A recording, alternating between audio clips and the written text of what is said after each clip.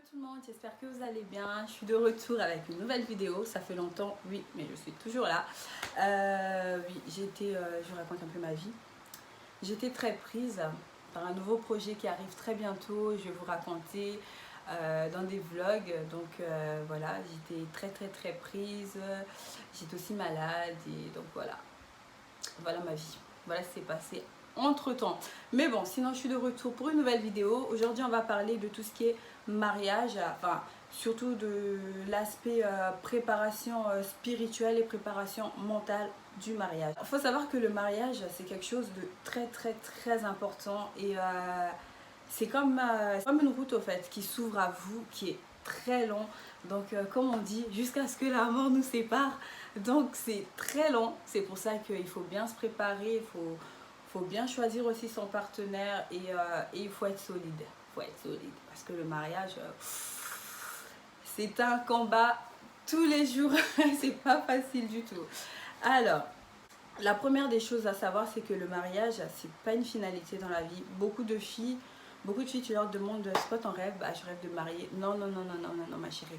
Rêve d'autre chose, rêve de réussir dans ta vie, rêve voilà, de passer ton permis, rêve d'un boulot, d'un job de rêve. Le mariage, c'est quelque chose qui arrive au fait quand on est ouvert à se marier, ça viendra. C'est quelque chose qui vient. Donc le mariage ne doit pas être une finalité dans une vie parce que le mariage, c'est juste le début de quelque chose. C'est juste le début d'un long chemin. C'est un chemin qui est très long, comme on dit, jusqu'à ce que la mort nous sépare. Donc le chemin est très long. Faut pas croire qu'on se marie et puis tout va bien, pépère. Non.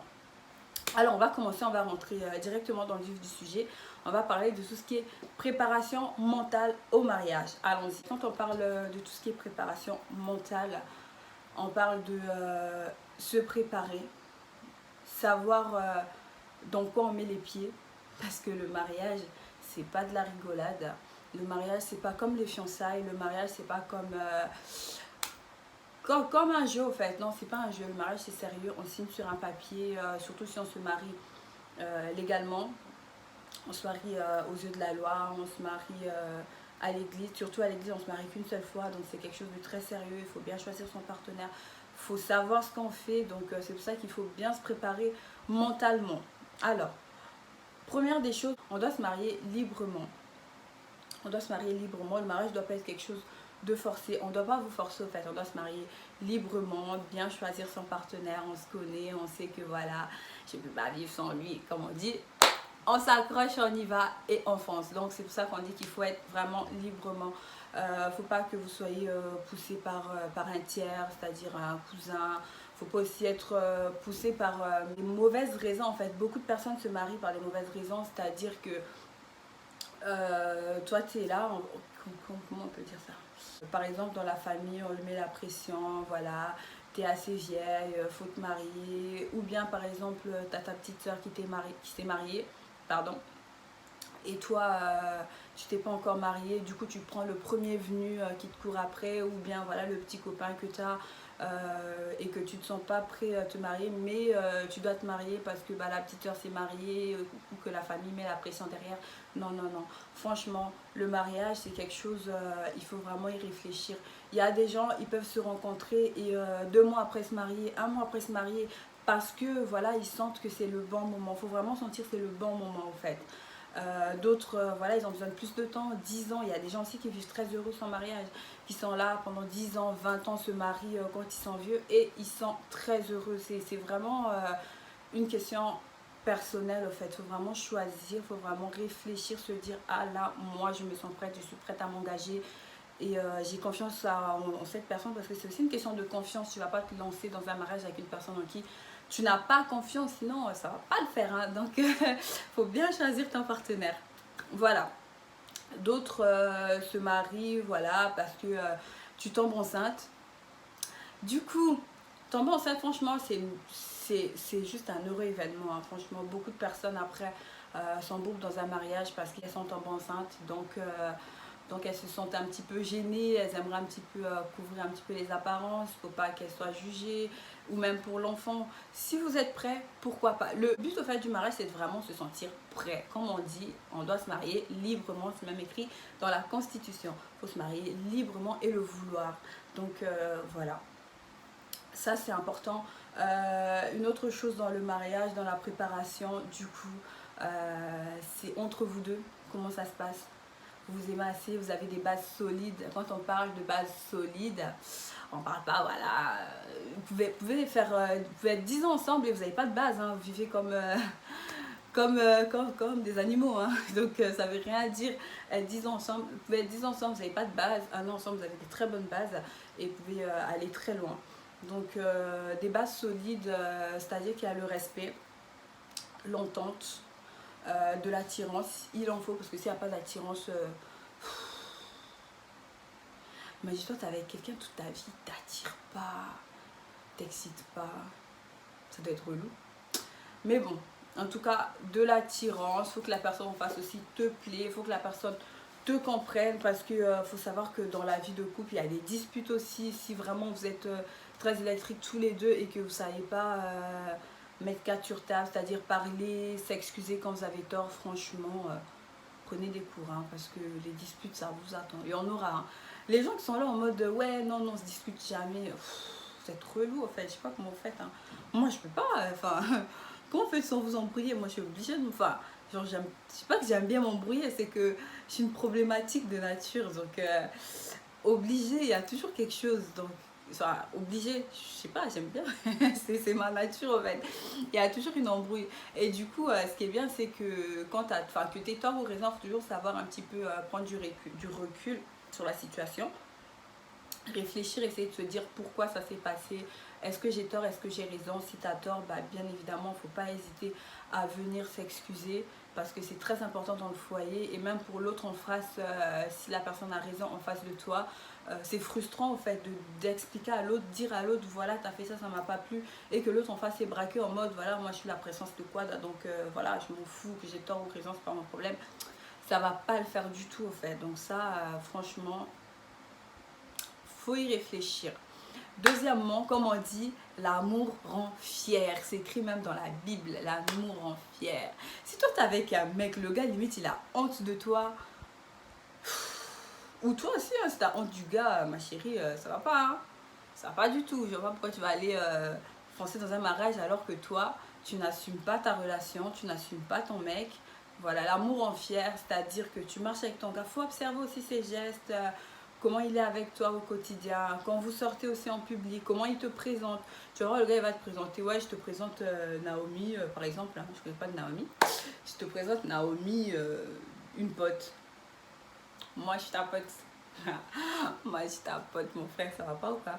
Il ne présente pas en tant que pote, tu vois. Donc, faut vraiment voir, l'amour doit rendre fier. L'amour, c'est quelque chose, qu'on le veuille ou non, en fait, on a envie de montrer. Donc voilà, il faut vraiment aussi observer. Si tu as un homme, voilà, il a honte de te présenter à sa famille, mais il a envie tout de suite de se marier avec toi, je ne sais même pas comment il va faire. Il a honte de toi, ses potes n'en parlent plus. Franchement, il est tellement gêné quand tu es avec lui. Franchement, faut y réfléchir. Faut y réfléchir.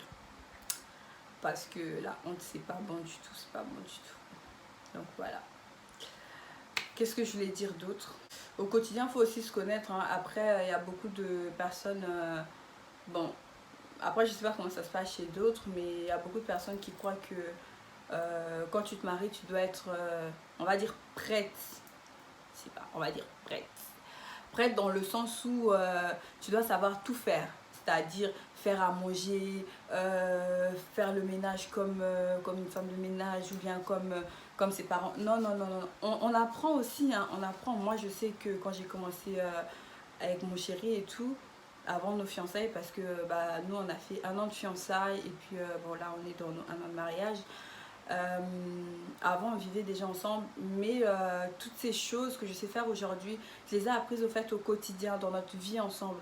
Et il y a d'autres gars, ils sont tellement braqués, dès que tu arrives, tu sais pas faire ci, bah ils te regardent en mode ouais mais non t'es une femme, t'es censée faire. Non non non non non mon frère, ça va pas le faire. Moi je suis pas ta mère, donc on apprend. Il faut vraiment trouver un partenaire en face aussi qui est assez ouvert pour comprendre bah, que tout s'apprend en fait, on prend le temps, on apprend ensemble parce que c'est un long chemin que vous allez partager ensemble et voilà, il faut prendre le temps d'apprendre et tout et Et se partager aussi les tâches. Il faut aussi voir si c'est un homme qui sait partager ou pas les tâches. Si c'est pas, il suffit de lui en parler. Chérie, voilà, j'aimerais bien que tu puisses faire plutôt comme ci que comme ça.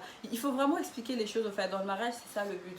Et c'est pour ça qu'il y a un temps de préparation au mariage qui est très important. Le mariage, c'est quelque chose que vous devez réfléchir, parler, parler, parler, parler, parler et observer. Franchement, observer. Et d'autres personnes aiment bien la période de fiançailles, d'autres pas forcément. Moi, pour moi, la période de fiançailles, oui, c'était très important pour moi, même si on vivait déjà ensemble. C'est important au moins les 1 an de fiançailles parce qu'on va dire qu'on a un pied dedans, mais sans vraiment être dedans. C'est-à-dire que si je décode, le gars il peut me dire écoute ma chérie, ça va pas du tout.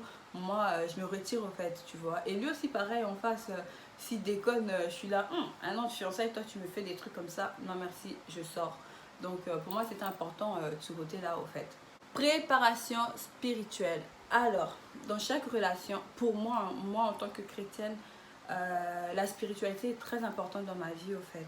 Et j'aimerais bien l'inculquer à mes futurs enfants plus tard. La vie spirituelle, la vie chrétienne, je suis chrétienne, donc pour moi c'est très important de les inculquer ça. Dans une relation aussi, c'est très important Dieu, parce qu'en cas de problème, quand on essaie de parler et que ça ne fonctionne pas, quand on fait ci, ça ne fonctionne pas, on a besoin de se rattacher à quelque chose parce que la foi, en fait, c'est quelque chose qui nous tire toujours vers l'avant quand ça ne va pas. Quand on est par terre, notre foi, c'est ça qui nous tire vers le haut, qui nous dit que ça va aller, tenez bon, ne perdez pas espoir. Donc c'est très important, franchement, essayez de voir ensemble, prenez des moments à vous deux aussi de prier. Je sais que dans plusieurs églises, que ce soit des églises de réveil ou bien moi je suis catholique, dans les églises catholiques, il y a des préparations au mariage. Franchement, il ne faut pas hésiter à y aller parce que ça vous permet aussi de voir ce que la Bible dit sur le mariage. Ça vous permet aussi de choisir des textes qu'on peut lire et tout le jour de votre mariage. Donc c'est très important, franchement, spirituellement, c'est très très très très très important. Quand vous mettez Dieu au centre de votre couple, sincèrement, quel que soit le problème, je trouve que ça nous tire vraiment vers le haut, ça nous donne de l'espoir. On ne perd pas pied, au fait, on essaie vraiment de se rattacher à quelque chose. Et même lors de la préparation de votre mariage, vous verrez que vous aurez beaucoup de tentations. Parce que juste avant le mariage, les gens croient que c'est avant. Oh, avant, il y a des problèmes. Après le mariage, il y a des problèmes. Mais quand on prépare le mariage, là, il y a des problèmes. On ne sait même pas d'où ça sort. Limite, tu te réveilles le matin, le problème est t'attend déjà en bas de ton lit. Donc, dès que tu poses le pied, le problème est là. Bonjour, tu regardes le gars, vous vous embrouillez sans raison. C'est pour ça que la spiritualité, c'est très important. Le mariage, le diable n'aime pas le mariage. Hein? Ah le diable, il n'aime pas le mariage du tout. Donc, juste quand vous préparez votre mariage, surtout quand il reste, on va dire, quelques jours là ou quelques semaines, les problèmes, les embrouilles sans raison. Genre, vous regardez, vous êtes là en mode, qu'est-ce que t'as dit là? Tu vois, non, ça va pas, ça va pas. C'est pour ça que la spiritualité avec Dieu, on est simple. En fait, grâce à la spiritualité. Pardon. Désolée. Grâce à la spiritualité, on comprend que le mariage est quelque chose de convoité. Donc du coup, quand vous arrivez dans cette phase où vous savez que vous allez vous marier, vous posez une date, vous avez la salle, vous avez tout, il reste que quelques jours, là c'est très difficile. C'est des périodes où vraiment vous allez être confronté à des problèmes que vous n'avez jamais vus avant, que vous ne comprenez même pas d'où ça sort, des problèmes dont vous n'avez jamais réfléchi dans votre vie. Donc franchement, c'est pour ça qu'on a besoin de Dieu, on a besoin de prier. Vous avez besoin l'un de l'autre, en fait, vraiment vous tenir la main, vous agenouiller, prier le bon Dieu, remercier-le de vous avoir mis sur le chemin l'un de l'autre. Pour ceux qui ne sont pas encore dans la phase de mariage et qui savent qu'un jour elles vont se marier, vous n'avez pas encore le partenaire, n'hésitez pas aussi à consulter Dieu, n'hésitez pas à vous bonifier aussi pendant ce temps. N'hésitez pas aussi à vous chercher, à vous trouver, parce que c'est important en fait de se trouver aussi avant le mariage. Parce que tu vas aller dans un mariage, tu sais même pas quitter, tu connais même pas tes qualités, tu connais même pas tes défauts. Vous aurez des embrouilles quand le gars... Imagine-toi si tu es un homme qui te bat. Donc il te bat, toi tu es là, tu sais même pas quitter, tu sais même pas si c'est bien ou pas. Il va te dire je te tape parce que je t'aime. Et toi aussi, ah oui, il me tape parce qu'il m'aime. Un gars va te dire que tu es une médiocrité, tu n'es rien du tout. Tu te connais pas, tu connais pas ta valeur, tu vas accepter, tu vas mettre ça dans ta tête et tu vas commencer à porter un bagage qui est pas bien du tout, tu vois. Et plus tard et tout, ça peut te porter préjudice parce qu'il ne faut pas oublier, après le mariage, il y a d'autres projets, il y a aussi les enfants. Qu'est-ce que tu vas inculquer à tes enfants? Ça, il faut vraiment y penser. Quand tu ne sais pas quitter, tu ne connais pas tes qualités, tu ne connais pas tes défauts, tu ne connais pas tes forces, tu n'as pas d'envie en toi, qu'est-ce que tu vas donner à l'autre en face? Donc c'est pour ça que franchement, il faut faire attention, il faut vraiment se connaître avant. Après on dit on n'a pas tous le même parcours. Moi je sais que dans mon cas, c'était important pour moi d'avoir mon permis avant le mariage, de terminer mon diplôme de comptable que j'ai terminé, d'avoir un boulot. Donc du coup, voilà quoi, je me sentais bien, je me sentais prêt pour le mariage.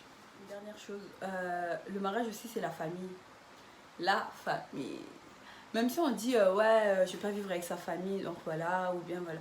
Non, non, non, ma chérie, tu épouses l'homme, tu épouses ta famille, il t'épouse, l'épouse de ta famille. Et dans chaque famille, il y a des hauts, il y a des bas, donc faut vraiment bien se connaître, faut respecter la famille de l'autre comme ta famille, c'est très important. Il y a toujours des problèmes, faut vraiment aimer la famille en face comme ta famille et vice versa. Moi, je sais que j'ai la chance, franchement, ma belle famille. Rien à dire de l'or, donc franchement je touche du bois, je remercie le ciel, mais c'est vrai que c'est pas toutes les femmes qui ont cette chance. Vous pouvez aussi tomber sur une belle famille où vous entendez pas du tout, mais le respect c'est la clé. Restez toujours respectueux face à votre belle famille, voilà. Restez toujours respectueux envers la belle famille, même si on vous trouve des poux, même si voilà vous entendez pas du tout, mais le respect c'est la clé de tout. Et de l'amour, sincèrement, essayez toujours de donner le meilleur de vous-même, parce que faut pas oublier 1 plus 1 égale 1. Vous épousez l'homme, vous faites partie de la même famille, vous prendrez son nom, donc sa famille, ça doit être aussi important que votre famille à vos yeux et dans votre cœur. La sincérité, l'amour, voilà. On s'arrête sur cette note d'amour en tout cas. J'espère en tout cas que la vidéo vous a plu et je vous souhaite le meilleur. Accrochez-vous. Si vous êtes en phase de préparation de mariage, ça va aller. Tenez bon, tenez bon, tenez bon. Ça va aller, il n'y a que de l'amour. Dès lors où on y croit, dès lors où on a bien choisi, on a le cœur en paix, ça peut que aller, ça peut que bien aller. Donc voilà. Et si d'autres vous rêvez encore de mariage, c'est pas encore là, c'est pas grave. Prenez le temps pour vous, bonifiez-vous, apprenez à vous connaître, apprenez à vous aimer parce que c'est la clé. Aimez-vous. Comme ça, si vous vous aimez, vous aurez de l'amour aussi à donner en face de vous. Donc voilà, n'hésitez pas. En tout cas, je vous embrasse. N'hésitez pas à me suivre sur mes réseaux. C'est écrit juste dans le descriptif en dessous. En tout cas, bien des choses à vous tous. Et à bientôt. Bisous. Bisous.